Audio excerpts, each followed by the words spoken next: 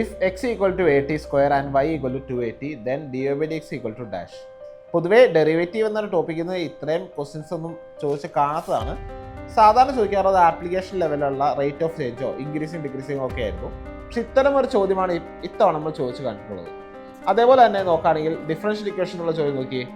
By eliminating the arbitrary constants a and b from the equation y equal to e raised to 3x a cos 2x plus b sin 2x we get the differential equation.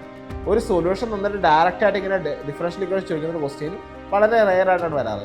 അപ്പോൾ നമുക്ക് എന്ത് മനസ്സിലാക്കാം? Set എക്സാമിന്റെ pattern ആകെ മൊത്തം മാറിക്കൊണ്ടിരിക്കുകയാണ്. അപ്പോൾ ഈ മാറ്റത്തിന് നമ്മൾ മത്സരിച്ച് പഠിച്ച് സെറ്റ് എക്സാം ക്ലിയർ ചെയ്യാൻ വേണ്ടി നമുക്ക് നല്ലൊരു സ്റ്റഡി പ്ലാൻ തന്നെ വേണം. ഇപ്പോൾ നിങ്ങൾ കാണുന്നത് നമ്മുടെ സെറ്റ് അസ്ത്ര ടീമിന്റെ 120 ഡേയ്സിന്റെ സ്റ്റഡി പ്ലാൻ ആണ്. അപ്പോൾ നമ്മൾ ആദ്യത്തെ ദിവസം തന്നെ നോക്കുന്നത് ഫണ്ടമെന്റൽ കൺസെപ്റ്റ്സിലെ സെറ്റ്സ് ആൻഡ് ഫംഗ്ഷൻസ് എന്ന ഏരിയയിലുള്ള ഫസ്റ്റ് സെറ്റിൻ്റെ ഡെഫിനേഷൻ അങ്ങനത്തെ കാര്യങ്ങൾ പഠിക്കും. അതിനുശേഷം രണ്ടാമത്തെ ദിവസം ആകുമ്പോഴത്തേക്കും റിലേഷണൽ ഫംഗ്ഷൻ എന്ന ഏരിയയിലേക്ക് നമ്മൾ കൂടുതലായിട്ട് കടക്കുന്നതായിരിക്കും.